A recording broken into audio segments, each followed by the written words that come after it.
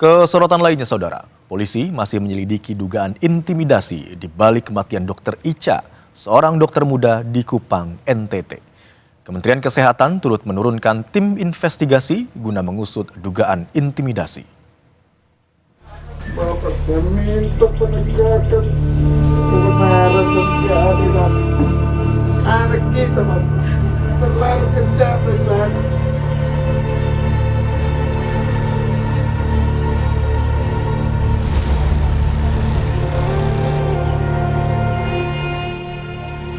Polisi masih mendalami dugaan intimidasi yang mengakibatkan seorang dokter muda di Kupang, NTT meninggal dunia usai mengalami depresi berat. Kapolres Timor Tengah Utara AKBP Eliana Papote bilang pihaknya sudah memeriksa 3 anggota DPRD dan 6 rekan korban. Untuk proses penyelidikannya sementara berlangsung, untuk pemeriksaannya sementara berlangsung. Nanti apabila sudah ada yang ini bisa terupdate nanti akan kami sampaikan. Baik, berarti hingga saat ini ketiga anggota DPRD TTU yang diduga melakukan intimidasi ini tengah diperiksa begitu. Selain pemeriksaan ketiga anggota DPRD ini, apa saja keterangan ataupun bukti yang sudah dikumpulkan? Sampai dengan saat ini kami sudah mengambil keterangan dari 6 rekan korban yang pada saat itu berada bersama-sama dengan korban ketika melaksanakan piket di IGD Rumah Sakit Leona Keva Manado.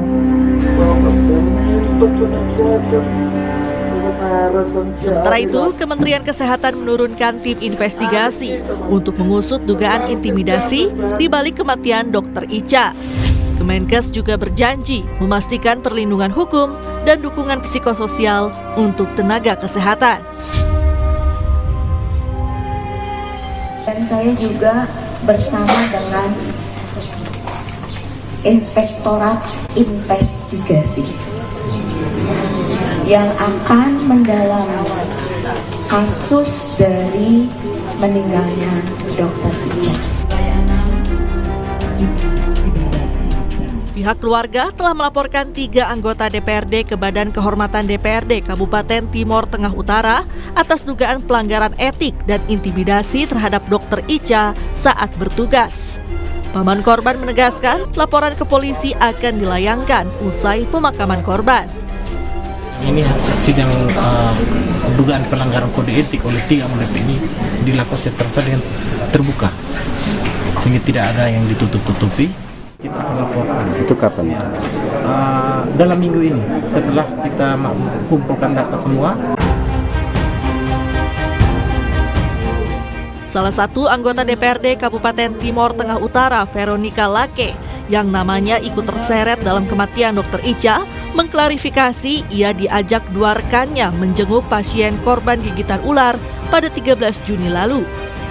Menurut Veronica, perdebatan antara 2 rekannya dan pihak dokter sudah berlangsung ketika memasuki ruang perawatan. Ia mengaku hanya menanyakan tindak lanjut penanganan pasien serta standar pelayanan rumah sakit. Terkait perkataan panggil wartawan saja, itu saya maksudkan sebagai usulan dalam percakapan kepada salah satu rekan DPRD agar ada liputan eksternal dan investigatif terkait transparansi pelayanan kesehatan, evaluasi, dan perbaikan kualitas pelayanan kesehatan. Jadi, sama sekali tidak ditujukan kepada personal ataupun pribadi. Jenazah dokter yang meninggal dunia diduga akibat intimidasi Eliza Prinsila Utami Pakaenoni atau Dr. Ica dimakamkan di Kupang, NTT, Senin siang. Kematian Dr. Ica jadi sorotan selesai menangani pasien korban gigitan ular yang merupakan kerabat anggota DPRD. Sejak itu, Dr. Ica disebut menjadi pendiam dan tertutup. Hasil tes kejiwaan menyebut ia mengalami depresi berat. Tim Liputan Kompas TV. Untuk mengetahui informasi terkini soal kematian Dr. Ica, kita sudah terhubung dengan kuasa hukum keluarga Victor Manbait. Selamat siang Pak Victor. Informasi pertama yang ingin kami tanyakan adalah bagaimana perkembangan terbaru yang diterima oleh pihak keluarga terkait dengan proses penyelidikan yang dilakukan oleh polisi hingga saat ini, Bang Victor. Ya, selamat siang. Jadi sampai dengan kemarin pada saat pemakaman Dr. Ica itu memang sudah ada investigasi dari Kementerian Kesehatan yang sudah turun bertemu dengan keluarga dan pihak rumah sakit, ya, pihak Pemda juga. Dan kemudian kita mendapat informasi dari media ya bahwa pihak Polres Timur Tengah Utara sudah mulai melakukan pemanggilan dan pemeriksaan terhadap sejumlah saksi. Itu perkembangan terbaru yang bisa kami dapat baik melalui media massa maupun ketika kunjungan dari tim investigasi dari Kementerian Kesehatan. Baik, Pak Victor, Anda selaku kuasa hukum dari keluarga korban begitu ya. Sejauh mana hingga saat ini keluarga mengetahui dugaan intimidasi yang disebut menjadi salah satu faktor yang diduga memengaruhi kondisi korban? Jadi kalau kita melihat serangkaian peristiwa yang terjadi itu, kami menduga bahwa ada terjadi tindakan kekerasan verbal, psikis terhadap Dr. Ica yang dilakukan secara kolektif oleh 3 orang sekaligus pada saat yang bersamaan. Jadi tindakan teror itu adalah dengan menunjuk-nunjuk wajah Dr. Ica terkait dengan tugas yang dia jalankan dan juga dengan mengancam dengan membawa-bawa jabatan mereka sebagai pejabat publik, dalam hal ini sebagai anggota DPRD. Dan ini kemudian menimbulkan tekanan psikis bagi Dr. Ica, dan tekanan psikis itu kemudian membuat dia tidak dapat menahan tekanan psikis itu. Dan kemudian sebelum dia meninggal dunia, dia sudah tekanan psikis bisa ditahan dia itu kemudian mencoba untuk bunuh diri. Nah, ini karena ada intervensi dan intimidasi yang luar biasa yang dilakukan oleh ketiga anggota DPRD itu.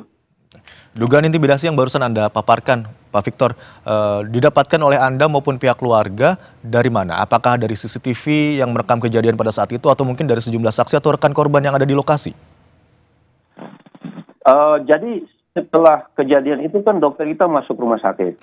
Dan setelah dia cukup pulih, dia menceritakan apa yang dialami dia, dan juga kami mendengar kesaksian dari dokter yang saat itu bertugas bersama dokter Ica, juga dari direktur rumah sakit Leona yang saat itu dimintai segera datang oleh dokter Ica karena dia sudah tidak tahan lagi dengan tekanan dan intimidasi yang dialaminya pada saat itu.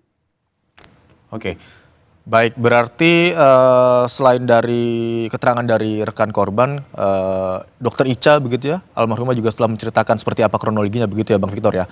Lalu apakah saat ini? Berdasarkan cerita Dr. Ica itulah, kemudian ketika Dr. Ica sudah mulai agak pulih, itu kemudian Dr. Ica sendiri yang kemudian kami dampingi untuk melaporkan peristiwa yang dialami itu ke Dinas Kesehatan dan juga ke Ikatan Dokter Indonesia Cabang Kabupaten Timur Tengah Utara. Bahkan Dr. Ica juga yang kemudian melaporkan peristiwa yang dialaminya itu di Badan Kehormatan DPRD. Karena pada saat terjadi peristiwa, orang-orang itu mengaku sebagai anggota DPRD, sehingga kita pergi ke Badan Kehormatan untuk memastikan apakah benar mereka itu adalah anggota DPRD. Dan kami diterima oleh pimpinan DPRD dan juga Badan Kehormatan DPRD memastikan bahwa mereka itu benar adalah anggota DPRD yang ada di Komisi 3 dan Komisi 1. Atas penjelasan itu, saat itu kami meminta perlindungan dari DPRD atas sikap dan tindakan yang menurut kami terhadap para petugas kesehatan di IGD itu yang tidak pantas dan sangat intimidatif. Untuk perlindungan yang kita minta agar mereka menginvestigasi kasus ini, kemudian juga melakukan tindakan-tindakan sesuai dengan kode etik dan tata tertib DPRD. Dugaan bentuk intimidasinya seperti apa Pak Victor? Apakah dalam bentuk ancaman atau yang sering kita dengar begitu ya, dengan adanya nada tinggi atau bentakan begitu? Betul Pak Victor? Benar. Ini tekanan ini secara verbal. Jadi mempertanyakan, ini adalah seorang petugas yang sementara melaksanakan tugas pelayanan itu diintervensi oleh orang yang tidak memahami terkait dengan pelayanan kesehatan. Dengan mengatakan kepada Dokter Ica untuk melakukan tindakan yang tidak sesuai SOP. Misalnya, dia mempertanyakan mengapa Dokter Ica memasang lagi infus, kemudian memberikan obat, kemudian kakinya digips. Itu adalah tindakan-tindakan standar yang harus dilakukan berdasarkan SOP yang ada. Karena sebenarnya pasien yang datang itu sudah tertangani sebenarnya di rumah sakit umum daerah.